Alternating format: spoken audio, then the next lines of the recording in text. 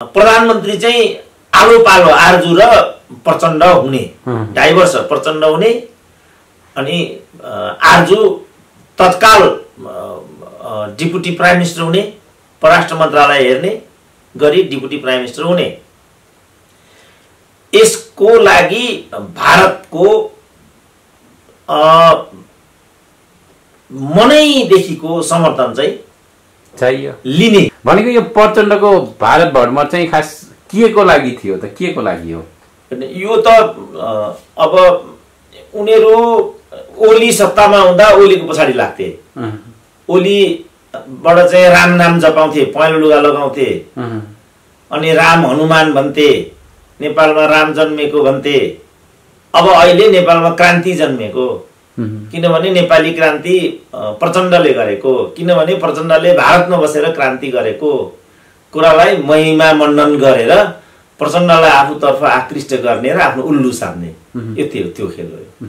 जस्तो प्रचण्डको भेट चाहिँ दिल्लीमा आरजु देउवासँग भएको विषय अलिकति तातेर आएको छ।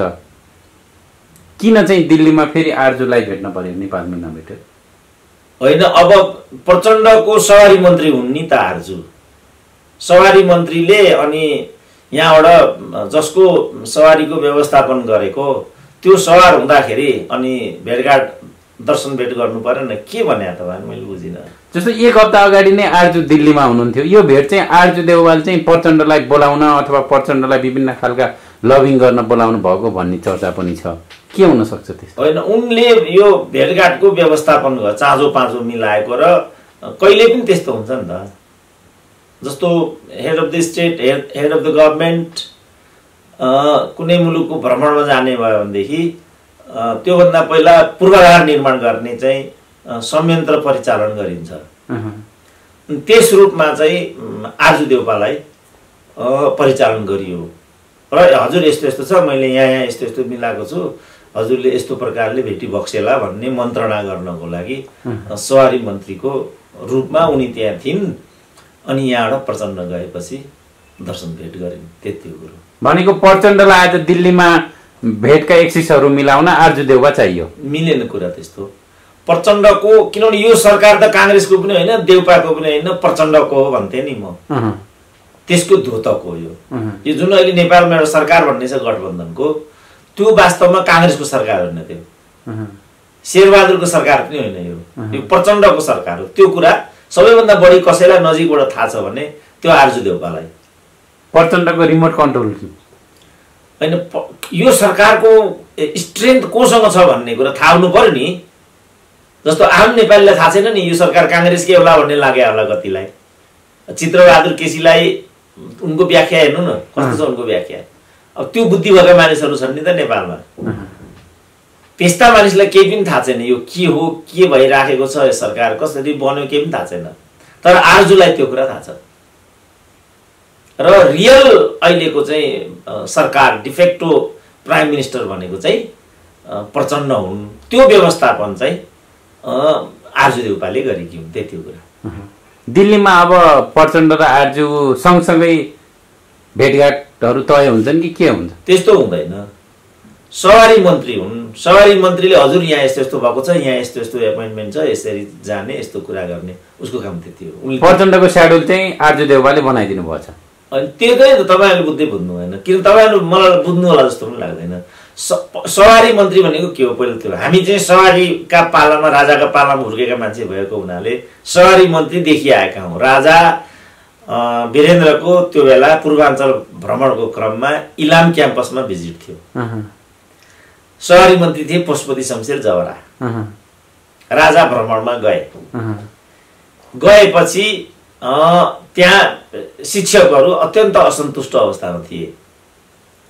हामीले पनि केही कुरा भन्न पाउनुपर्छ भने जस्तो आशय व्यक्त गरे, लाइनमा उभिरहेको थिए टिचरहरू।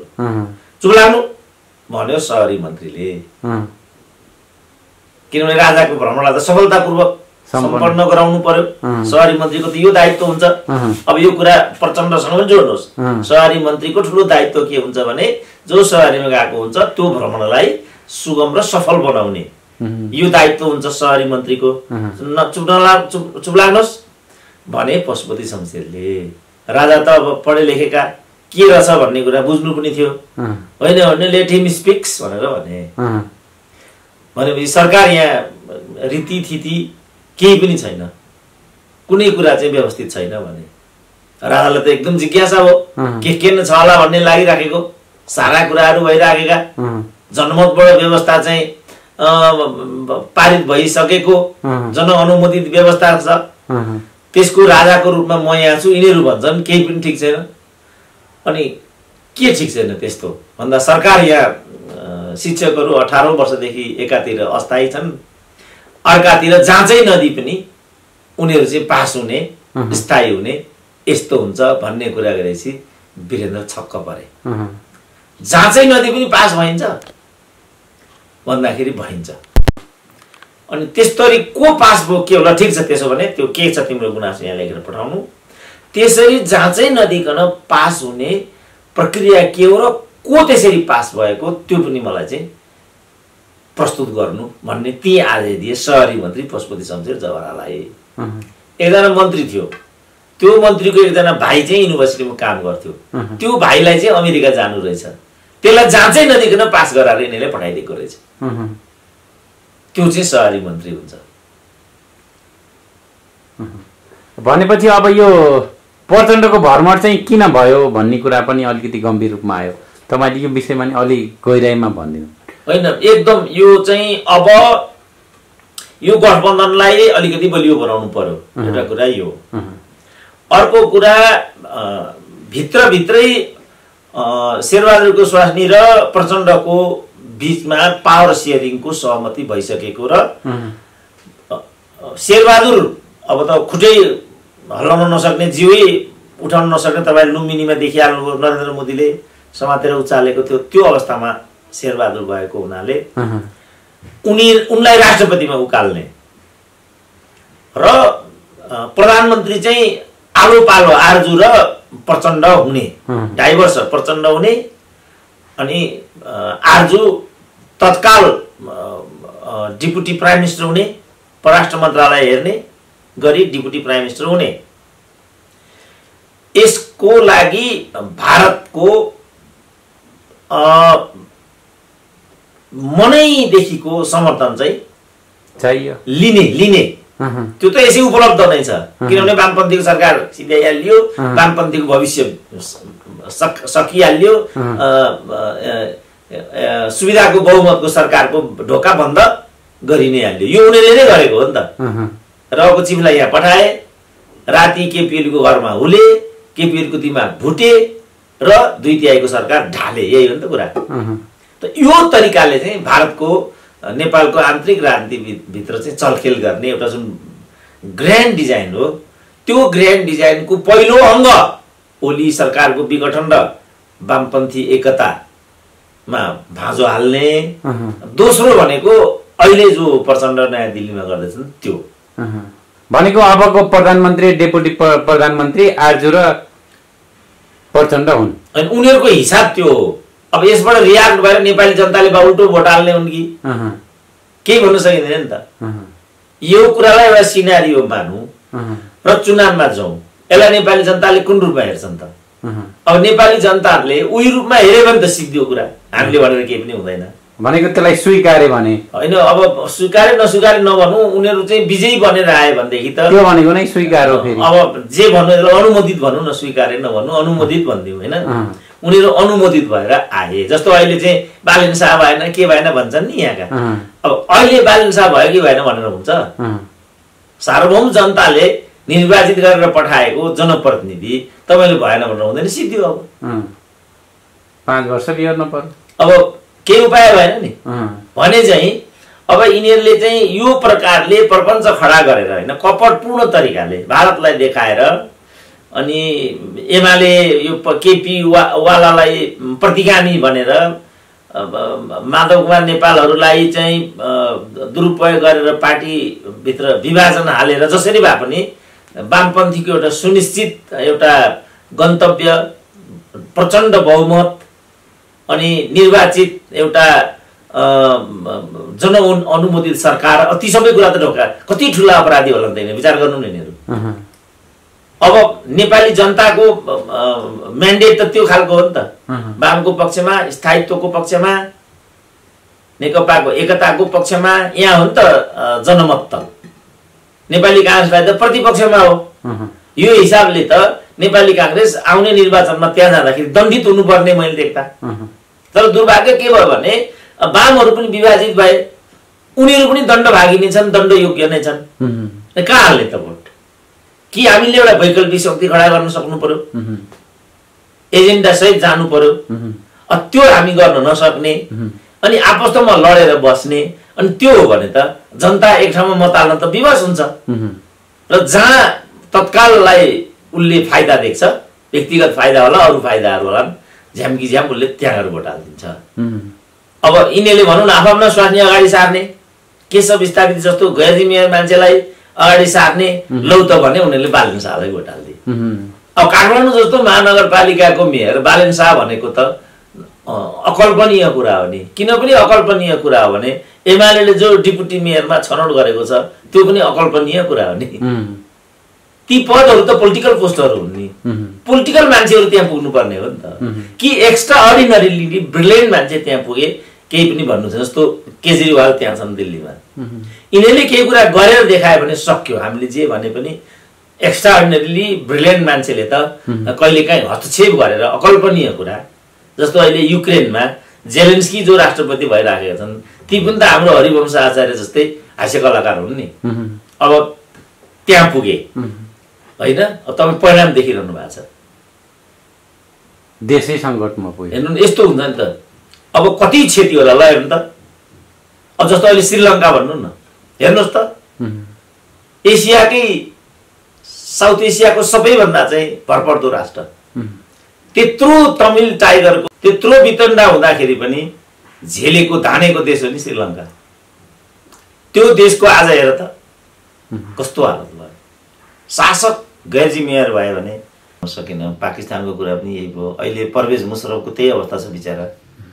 त्यहाँको त अदालतले पनि के निर्णय गर्यो भने परवेज मुशर्रफको देहावसान पछाडि उनको लासलाई चाहिँ इस्लामाबादमा घिसार्नु र झुन्डाउनुसम्म भनिदियो।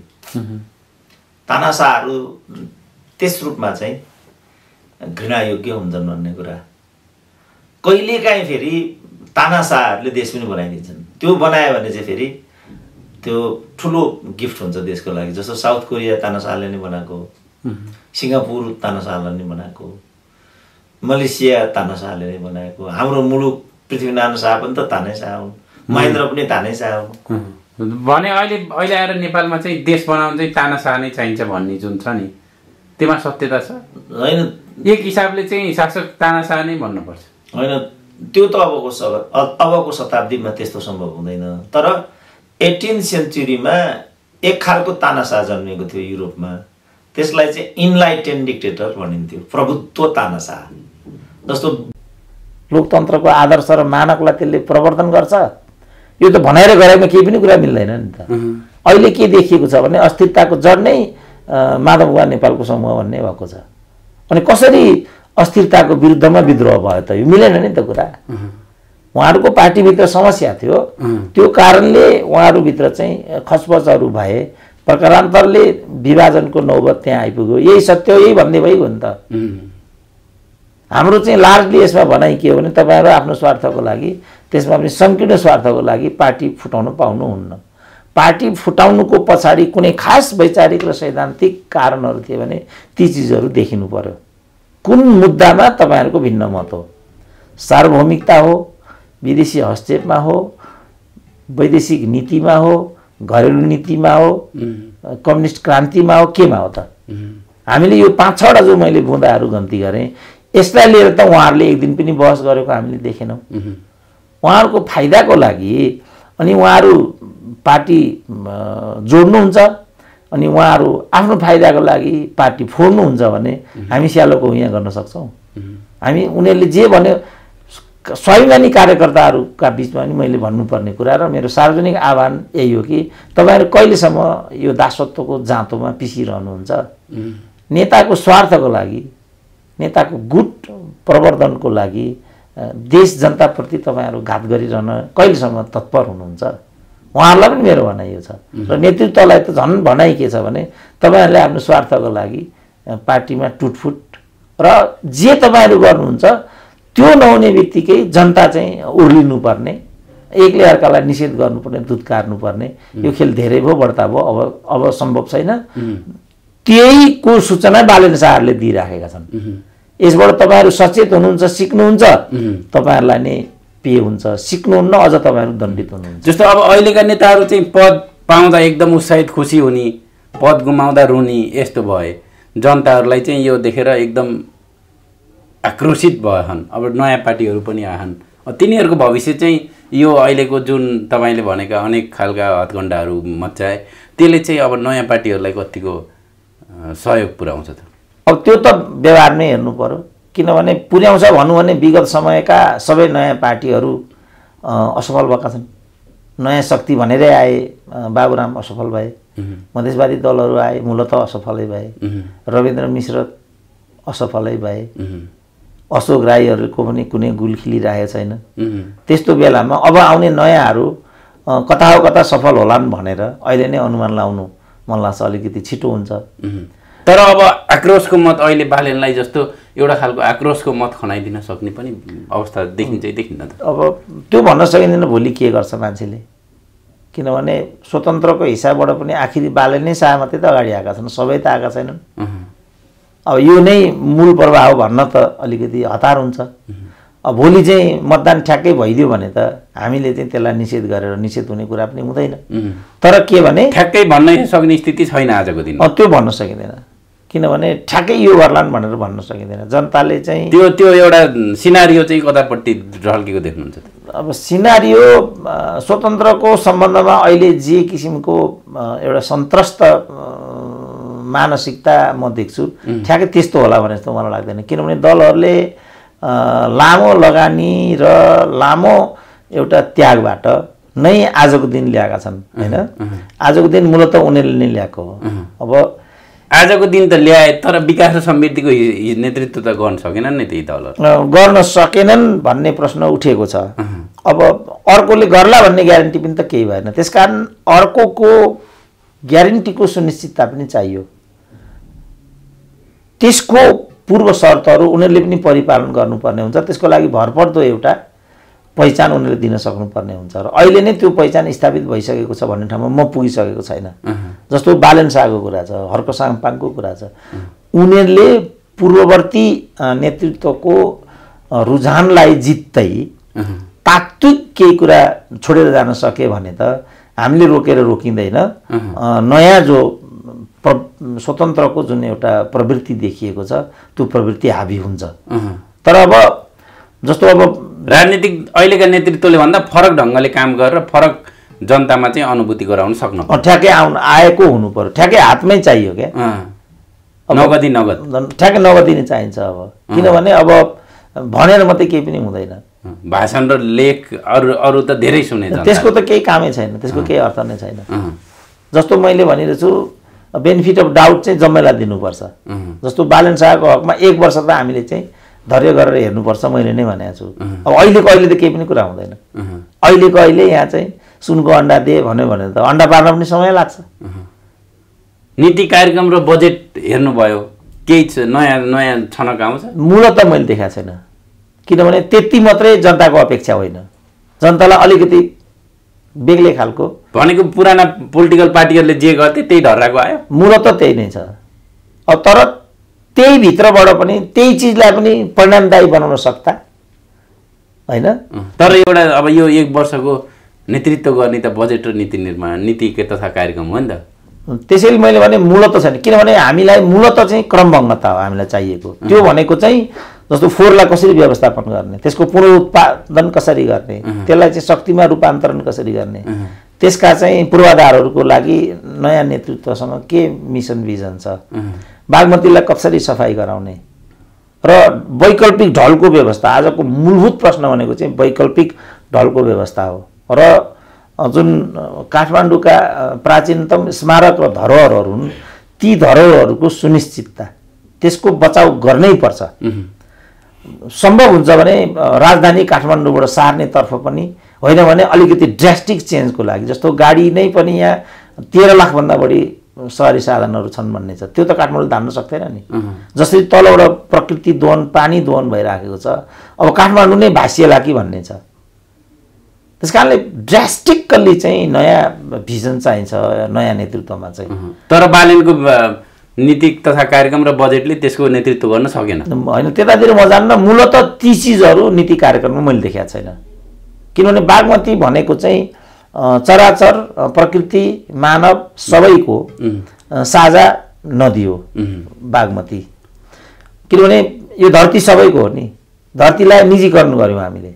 अहिले चाहिँ युरोपतिर खास गरी स्क्यान्डिनेभियन कन्ट्रीहरूमा चाहिँ यो जुन फरेस्ट प्रोडक्ट छ, फरेस्ट आफै पनि जे छ, यो सम्पदालाई चाहिँ यस प्रकार हकभोग गर्न पाइँदैन भन्ने कन्सेप्ट आइसकेको छ। अब हामीले सबै प्रकृति वन जङ्गल सम्पूर्ण सिद्ध्याइसकेको स्थिति छ। अब तपाईँले बागमती त तपाईँ हेर्नुहोस्, अब यसैबाट त छैन, चराचर सर्प बिच्छी मान्छे आम मान्छेहरू पशु जनावर सबैले खानुपर्ने होइन, यो खान सकिन्छ त यो। त्यस कारण यो किन यिनीहरूले फेरि यो इन्टरनेसनल लको दृष्टिकोणले पनि यो उनीहरूले गैर कानुनी काम गरिरहेछन्। किनभने नदीलाई फोहोर गर्न पाइँदैन। नदी भनेको तपाईँको ढल बोक्ने माध्यम होइन नि त, ऊ आफै एउटा पवित्र अविचल बगिरहने एउटा प्रकृति हो नि। त्यसलाई तपाईँ अवरोध पनि गर्न सक्नुहुन्न तपाईँ त्यसलाई। अब तपाईँले त ल त्यसमा त ढल मिसाइदिनु भएको छ र त्यसको नाममा अरबौँ रुपियाँ बजेट पनि विचलन भइरहेछ यहाँ। अनि त्यसमा चाहिँ नगरपालिकाको भनाइ के हुन्छ त? तुरुन्तै ढलको वैकल्पिक व्यवस्था गर्नुपर्छ र बागमतीको किनारै किनार एउटा अन्डरग्राउन्ड वैकल्पिक ढलको व्यवस्था गरेर अनि जति पनि ढलहरू काठमाडौँ उपत्यकाबाट निस्केका छन् त्यसको निकास त्यहाँ लगेर जोड्नुपर्छ। र अब कुन प्रविधिबाट हुन्छ जमिन पनि पुर्याउनु पर्ने हो, किन कहीँ लगेर फाल्न पनि पाइँदैन हो। नत्र भने त संसारमा कैयौँ नदीहरू यस्ता छन् जुन चाहिँ केही नभए 100वटा देश भएर चाहिँ पार भएर अगाडि बढ्छन्। ती रिभरहरूमा चाहिँ नेपालकै जस्तो चाहिँ ढल मात्रै लगेर जोडिदिने हो भनेदेखि त्यो अपराध गर्न पाइन्छ? यो तरिकाले चाहिँ नवीन सोचहरू अहिलेको नयाँ नेतृत्वबाट चाहिँ अपेक्षित भएकोमा ती चिजहरू त्यहाँ आए जस्तो मलाई लागेको छैन। ती चिजहरू चाहिन्छ त्यहाँ। त्यसपछि मात्रै बालन शाह भन्ने कुरा आउँछ। तैपनि मैले 1 वर्षको बेनिफिट अफ डाउट उनीहरूलाई दिएको छु। बा यही भित्रबाट पनि सानो मसिनो व्यवस्थापनबाट पनि के नयाँपन दिन्छन् कि? जस्तो मैले कतिचोटि भने सुनुन्, अहिलेका नयाँ नेतृत्वहरूले पनि मेरो घरको धारामा 2057 सालदेखि एक थोपो पानी पनि आउँदैन र त्यसको लागि मिनिमम पैसा म तिर्छु 1100। अर्को 2200 खर्च गरेर प्रति महिना प्रति हप्ता ट्याङ्करबाट पानी मगाएर चाहिँ म पानीको निर्वाह गर्छु। म यो 1100 किन तिर्छु, यो 2200 किन तिर्छु? यो नगरमा म बसेको मात्रै अहिले चाहिँ 40 वर्षभन्दा बढी भइसक्यो। एउटा सुविधा पनि नगरपालिकाले मलाई दिएको रहेछ भने त्यो सुविधा कुन हो भनोस् उसले? कुन चाहिँ सुविधा उसले मलाई दियो? उपरमा जनसहयोगिताबाट चाहिँ श्रमदानबाट पैसा उठाएर मैले पानीको बर्को बोटबाट पानीको पाइप आफै लगेँ अनि सडकको पिच मैले आफै गरेँ। अनि यो नगरपालिकालाई तारन्तार मैले चाहिँ अनि के को लागि कर तिरिरहेको हुन्छु अनि के को लागि मैले मतदान गरिरहेको हुन्छु। अघि तपाईँले लोकतन्त्र के भन्नुभयो, अनि त्यो लोकतन्त्रले मलाई के दियो त भन्ने कुरा हो। यो कुरामा नगरपालिकाले नयाँपन ल्याउनै पर्छ, होइन भने त्यसको केही पनि अर्थ हुँदैन। तथापि सार्वभौम जनताले दिएको मतदान भएको हुनाले त्यसप्रति सम्मान जनाउन 1 वर्षलाई मेरो बालन शाहहरूप्रति निर्वाध समर्थन छ। अब अहिलेको यो राजनीतिक नेतृत्व अब चुनावी सम्मुखमा छ, कसरी हेर्नुहुन्छ यो शेरबहादुर देउवाको 1 वर्षे कार्यकाललाई चाहिँ? होइन, 1 वर्षे कार्यकाल यो भात भान्सामा केन्द्रित छ।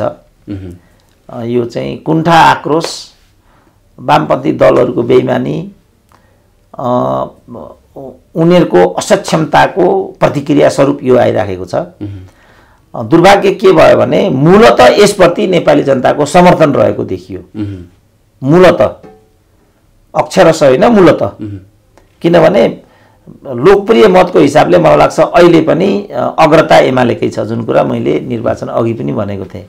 तर मूलत के भने मुख्य नगरपालिकाहरूमा चाहिँ गठबन्धनको विजय भएको छ। यसबाट के बुझियो भनेदेखि केपी ओलीको शासकीय शैलीका प्रति नेपाली जनताको मूलत समर्थन होइन भन्ने नै बुझियो। अब हामी के पनि गर्न सक्दैनौँ, लोकतन्त्रमा अघि पनि हामी ओलीको प्रति होइन, अहिलेको देउवाको प्रति छ भन्ने हो होइन। अब यसलाई जे भने पनि भयो, किनभने देउपालाई त शासन गर्ने जनमत त होइन, प्रतिपक्षमा बस्ने जनमत हो। प्रचण्ड पनि जे गरिरहेछन् त्यहाँ पनि जनमत होइन, वामपन्थको पक्षमा हो जनमत त, स्थायित्वको पक्षमा हो जनमत त। अब यो त विभाजित भयो। अब यो विभाजनको दोषारोपण को माथि भन्ने प्रश्न थियो। प्रचण्डहरूको भनाइ थियो ओलीको कारणले, ओलीहरूको भनाइ थियो प्रचण्डको कारणले। अब शेरबहादुरको भनाइ थियो वामपन्थीहरू असक्षम भए सकेनन्, मेरो चरणमा ल्याएर बिछ्याइदिए त म के गर्दुँ, यो राष्ट्रिय आवश्यकता भन्ने भयो। अब जनताले यसमा मतदानद्वारा चाहिँ आफ्नो राय प्रकट गर्नुपर्ने थियो। मूलत उनीहरूले ओलीको विरुद्धमा चाहिँ जनमत दिदिए। अब यसको अर्थ त यही निस्किन्छ।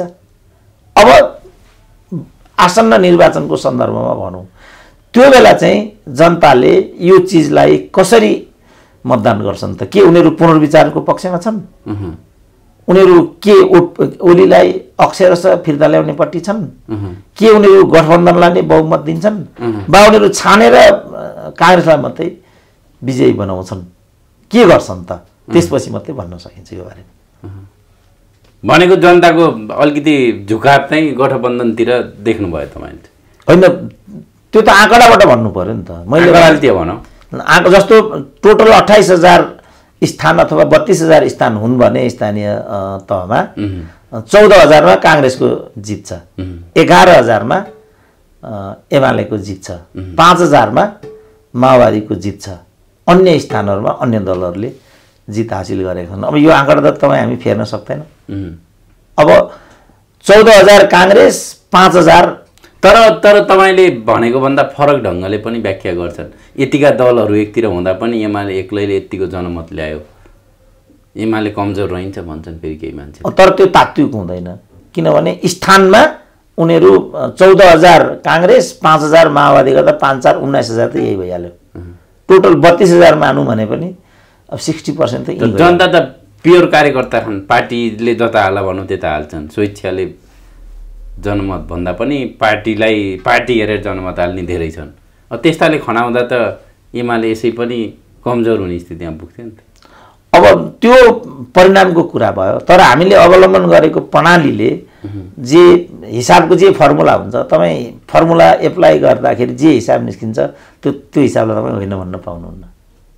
अब हामीले जस्तो भनौँ न, त्यति बेला चाहिँ पहिलो संविधान सभामा सबै दल एकातिर, माओवादी एकातिर गर्दाखेरि पनि माओवादकै भारी थियो, विजय थियो, भारी थियो। तर त्यसको त केही पनि परिणाम तात्विक भएन नि। उल्टो दोस्रो संविधान पहिलो संविधान विघटन गरियो, जनमत मात्रै ल्यायो, काम गरेन। काम गर्यो फेरि तपाईँको विरोधाभास यसरी तपाईँ बाइस भएर तपाईँ नसोध्नु न। अब यही उदाहरण म माओवादीमा गर्दैछु, एउटा व्याख्या गर्न खोज्दै हुनुहुन्छ, यही उदाहरण म लिएर एमालेको सन्दर्भ भन्दैछु, अर्कोतिर लान खोज्दै। तपाईँ यसरी नतान्नु न विषयलाई। लोकतन्त्रमा सबैको समान चाहिँ हैसियत र स्थान हुनुपर्छ र त्यो विवेचना गर्दाखेरि पनि एउटै सिद्धान्तबाट गरिनुपर्छ क्या। मैले के भन्न खोज्दै थिएँ भने, त्यसो गर्दाखेरि पनि ती कुनै पनि प्राप्तिलाई माओवादीले आफ्नो पक्षमा पार्न सकेन भने अब अहिले एमाले कसरी यो परिणामलाई आफ्नो पक्षमा पार्न सक्छ, त्यो व्याख्या हामी गर्न सक्दैनौँ। जनताको यो आदेशको रूपमा हामी यसलाई चाहिँ व्याख्या गर्न विवश छौँ। यस रूपमा यो उपस्थित छ। मैले भनेकै छु अग्रता एमालेकै छ, अनि बहुमत स्थान चाहिँ अरू पार्टी गठबन्धनको पक्षमा छ। अब प्रादेशिक र राष्ट्रिय निर्वाचनमा के हुन्छ त? अझै पनि मौका छ। ठिक छ, त्यसो भने एमालेलाई अगाडि बढाइदिउँ त। जनताले त्यो गर्यो भने फेरि हामी यथोचित त्यति बेला विवेचना गरौँला, मूल्याङ्कन गरौँला। तर अहिले हामीले स्थानीय रूपमा केपी ओलीको विपक्षमा आएको मतादेश यस रूपमा बुझ्नु पर्यो। अब प्रादेशिक र केन्द्रीय रूपमा के गर्छन् जनताले त्यो पर्खेर हेर्नुपर्छ। अब यो सरकारको कार्यकालबाट जनता त्यति उत्साहित छैनन्, तपाईले चाहिँ ठ्याक्कै कसरी हेर्नु? होइन, उत्साहित छन् छैनन् भन्ने कुरा मैले भनेर हुँदैन। जनताले मतदानद्वारा छन् भनेर मतदान दियो नि त। किनभने मैले भनिहालेँ नि, गठबन्धनको पक्षमा चाहन्छन् 32,000 मध्ये 20,000 भनेको त्यो जनताले चाहिँ शेरबहादुरले गरेको मूल्याङ्कन गरेर अहिले गठबन्धनलाई अथवा प्रचण्डको कामको मूल्याङ्कन गरेर अहिले गठबन्धनको पक्षमा भोट हाले। अब तपाईँ लोकतन्त्र र यसले अवलम्बन गरेको विधिलाई मान्नुहुन्छ भने त्यसको निष्कर्ष चाहिँ त्यही आउँछ। किनभने जस्तो 6वटा महानगरपालिकाहरू थिए, 6वटा महानगरपालिकामा एमालेको त एउटामा पनि विजय भएन। मैले नै र अरूले पनि अनुमान गरेका थिए 6 मध्ये के नभए 4मा एमालेको जितबाजी होला भनेर। अब भइदिएन। अब भइदिएन त यो जस्तो बालेन शाहलाई नै भनौँ, यिनीहरू चाहिँ प्रतिगामी हो, दरबारी हो, फलानु हो भन्थे होइन, यिनीहरू नै 10,000 मत ल्याउन के भन्थे। अब त्यो हामीले होइन, अब जनताले झ्याप्की झ्याप मत हाल्दिए। तपाईँले पनि बालेनले जित्ला भनेर कल्पना गर्नु थिएन? मैले बालेनको नामै सुनेको थिएन, जसको नामै सुनेको थिएन त्यसले जित्छ मैले कसरी भनौँ? कुनै एउटा एफएम अत्यन्त लोकप्रिय छ जुन खुलेकै छैन, म कसरी भनौँ? त म भन्न सक्दिनँ भने चाहिँ। अब तपाईँ बालेन शाहको बारेमा के भन्नुहुन्छ, पल शाहको बारेमा के भन्नुहुन्छ? पल शाहको नाम मैले सुनेकै छैन, बालेन शाहको नाम मैले सुनेकै छैन, रवि लामिछानेको कार्यक्रम मैले हेरेकै छैन भने म के भनिदिउँ? त्यसपछि मैले हेरेँ, लागेको धारणा व्यक्त गरेँ। पल शाहको पनि मैले म्युजिक फिल्म हेरेँ, लागेको धारणा व्यक्त गरेँ। बालेन शाहको पनि मत परिणाम हेरेँ, लागेको धारणा व्यक्त गर्दैछु। अब यो रवि लामिछानेको कुरा नि ल्याउनु। रवि लामिछानेको पनि अस्ति पार्टी घोषणा कार्यक्रममा उत्साहजनक ढङ्गले जनताहरूको उपस्थिति देखियो। अब ती विभिन्न खालका घोषणाहरू पनि भए 6 बुँदे, त्यसलाई चाहिँ कसरी हेर्नु? त्यो चाहिँ आशलाग्दो ढङ्गले त्यो पार्टी अघि बढ्ला जस्तो देखिन्छ होइन? अब त्यो त म त्यति सजिलै पार्टी व्यवस्थामा पार्टीको अग्रता होला भनेर म चाहिँ आकलन गर्न सक्दिनँ। किनभने म पार्टी प्रणालीबाट हुर्केको मान्छे हुँ। पार्टीले लामो लगानी गरेर आजको दिन ल्याएका र आजको हैसियत प्राप्त गरेको भनेर म बुझ्छु। तर यो प्रति चाहिँ लार्जली जनमानसमा नकारात्मक धारणा पनपिँदो अवस्थामा छ। अब त्यसको प्रतिक्रिया भोलि बालेन शाहको रूपमा व्यक्त भयो, हर्क साम्पाङको रूपमा व्यक्त भयो, गोपाल हमालको रूपमा व्यक्त भयो भने तपाईँले भने जस्तो अब अहिलेको जुन ट्रेन छ त्यो ट्रेन अगाडि जान्छ।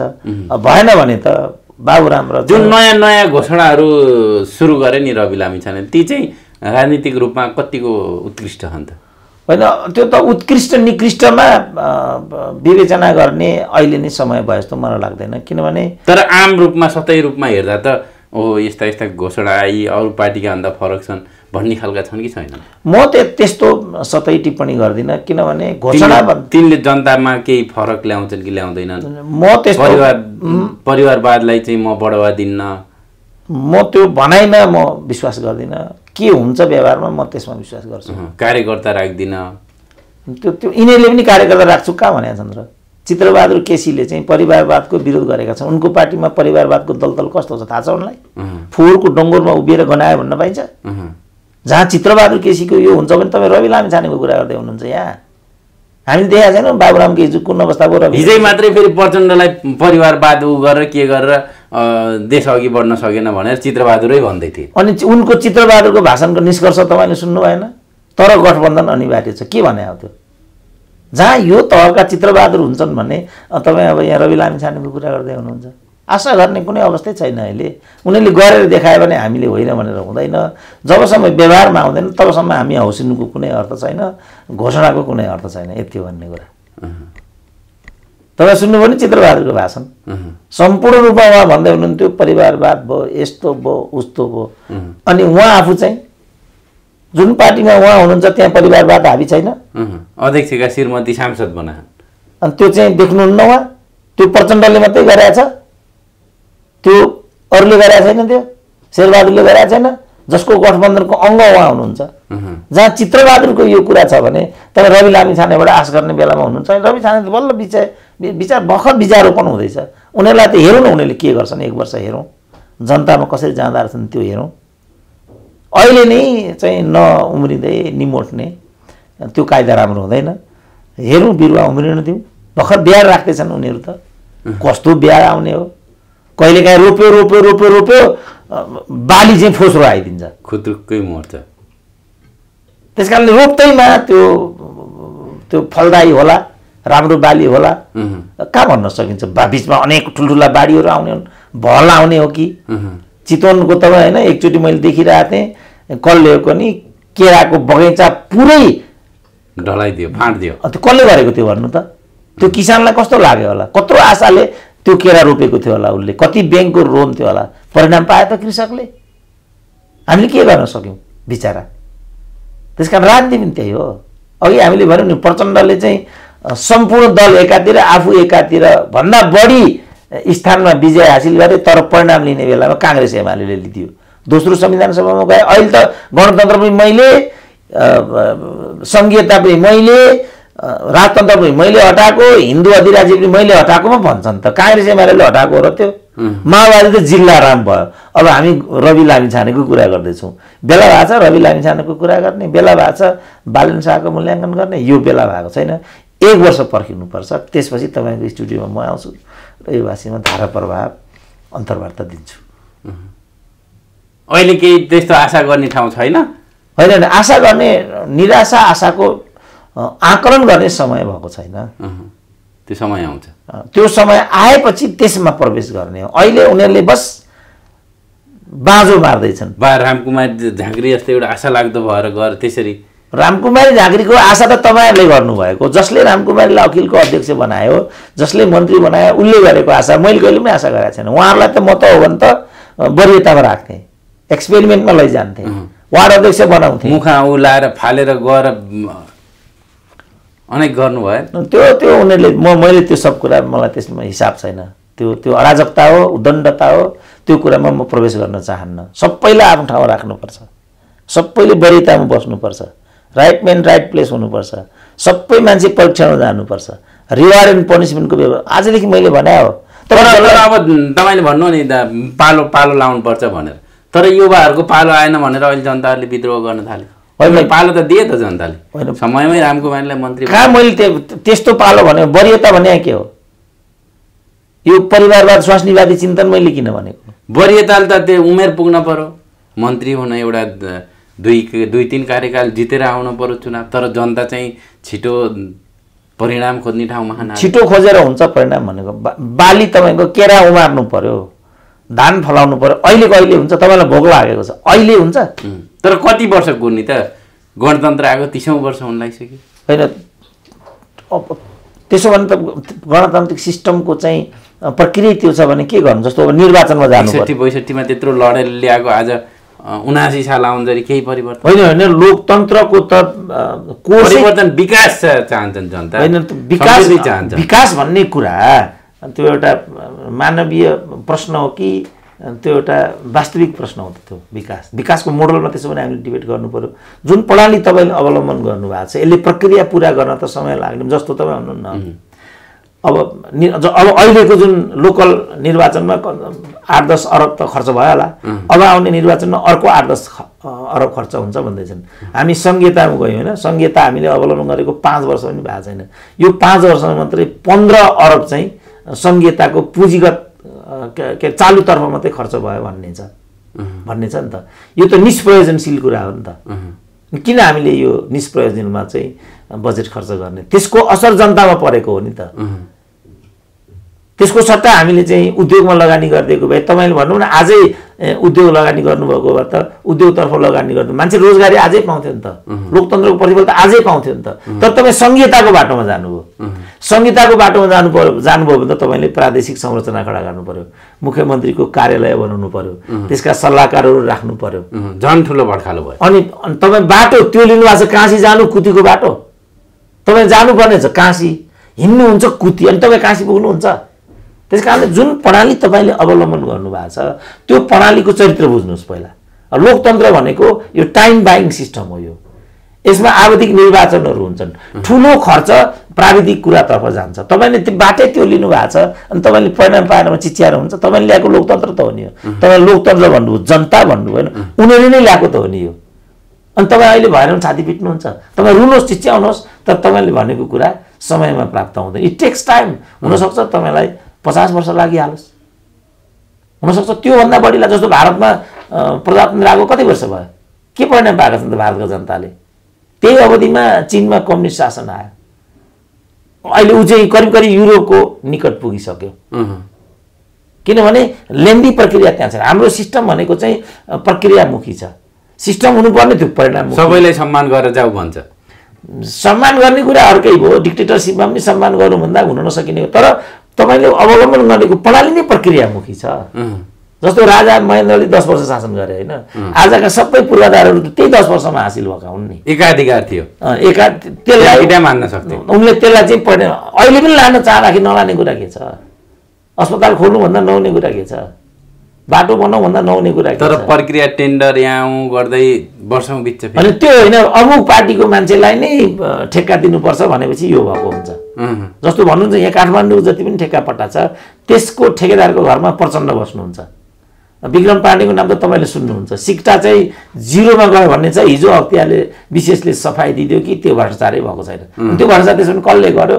त्यो त्यहाँ परिणाम किन पाइएन त हामीले हो लोकतन्त्र विधिको शासन मान्नै पर्यो अदालतको निर्णय मान्दिन भन्न पाइँदैन अब ऊ प्रधान न्यायाधीशले लगेर चाहिँ ढाक्रे बनाएर त्यहाँ थुपार दिएको छ तपाईले मान्दिन भन्नुहुन्छ त्यसको प्रक्रिया छ झलनाथले खुल्लम खुल्ला भन्नुभयो पूर्व प्रधानमन्त्रीले त्यो प्रक्रियामा पुर्याउनको लागि थापेको हत्तो होइन त्यतिकै अब प्रहरीको आइजी त्यो पोखरेल भन्ने आइजीले न्याय पाउँछ भन्नु ठान्नु भएको छ तपाईले आइतबार हेर्दा हेर्दै सोमबार आज 13 गते 23 गते अनि के गर्नु त त्यो पोखरेलले न्याय पाउँछ भन्नु ठान्नु भएको छ तपाईले यस्तै गर्दा गर्दै रिटायर हो बा हुन्छन् बिचारा उनले कुनै हालतमा उनले न्याय पाउँदैन तपाईँ के गर्नुहुन्छ तपाईँ अब लोकतन्त्र के भन्नुभयो भने दिनु नि त न्याय त्यसो भने मरेर कमाएको फुल्यो होइन त उसले हिजो डिआइजी नवरा सिलवाला त्यही गरेर नाङ्गे झार बनाइदिए सुशीला कार्कीलाई अभियोगको डन्डा देखाए लोकमान सिंह कार्कीलाई घोडामा चढेर लखेटे कालो मसो लगाइदिए तपाईँको प्रजातन्त्रले के गर्यो त त्यति बेला यस्तो पनि प्रजातन्त्र हुन्छ यो त मोबोक्रेसी हो भन्दै छु मैले तर अब के गर्नुहुन्छ जनताले तेल ल्याप्पो लगाउँछ भने अब धैर्य गर्नुपर्छ उसले सहनुपर्छ पर्खिनुपर्छ हिरो गएर बस्नुपर्छ जिस्कै गरोस् त्यो म भन्दिनँ तर हाम्रो प्रणालीका यी चाहिँ दुष्चरित्रहरू हुन् तपाईँले खप्नुपर्छ के गर्नु तपाईँ वैवाहिक सम्बन्धपछि तपाईँको जीवन सुखी हुन्छ भन्ने ग्यारेन्टी के छ अहिले त यहाँ त नक्कली 1 वर्षमा एकजना महिलाको त कतै 10 वर्षमा 4 वटा बिहा गरेको छ बिहा गर्दै डिभोर्स गर्दै सम्पत्ति हत्याउँदै तपाईँ के गर्नुहुन्छ बिहा गर्दिन भन्ने कुरा नि भएन बिहा गर्नै पर्यो त्यस्तो जाउलो आइलाग्छ तपाईँ के गर्नुहुन्छ हिजो घटना भएन त्यहाँ लिभिङ टुगेदरमा सुतेका रक्सी खाए मासु लोकल खाए भोलिपल्ट आफ्नो ज्यान नै छैन त्यसमा लिभिङ टुगेदर नबस्नु पर्यो त्यसकारण हिजो हाम्रा पूर्वजहरूले पारिवारिक आधारमा विवाह गर्ने दिदीबहिनीहरूलाई अलिकति नियन्त्रित तरिकाले इथिक्समा राख्ने यो गरे अब त्यो महिला अधिकारको हनन भयो भन्ने भयो अब महिला अधिकार सडकमा आउने कुरा भयो सडकमा आउने बित्तिकै व्यथिति विकृति विसङ्गतिहरू पनि सँगसँगै आए तपाईँले त्यसलाई सामना गर्नुपर्छ कुनै उपाय छैन लोकतन्त्र पनि त्यही हो तपाईँले खप्नुपर्छ पर्खिनुपर्छ धैर्य गर्नुपर्छ कि चित्रबहादुर केसीहरूको मोडलमा जानु पर्यो आफू फोहोरको डुङ्गुरमा उभिने अनि नातावाद कृपावाद भयो भनेर ठुलो भाषण दिने अनि तल यस्ता मान्छेहरू भेला गर्ने सबैले ताली बजाउने गठबन्धनको विकल्प छैन भन्ने अनि ककटेल खाने आफ्नो घर जाने कथा दोहोरिन्छ समाधान हुँदैन यति हामीले बुझ्नुपर्ने कुरा आज यति गरौँ धन्यवाद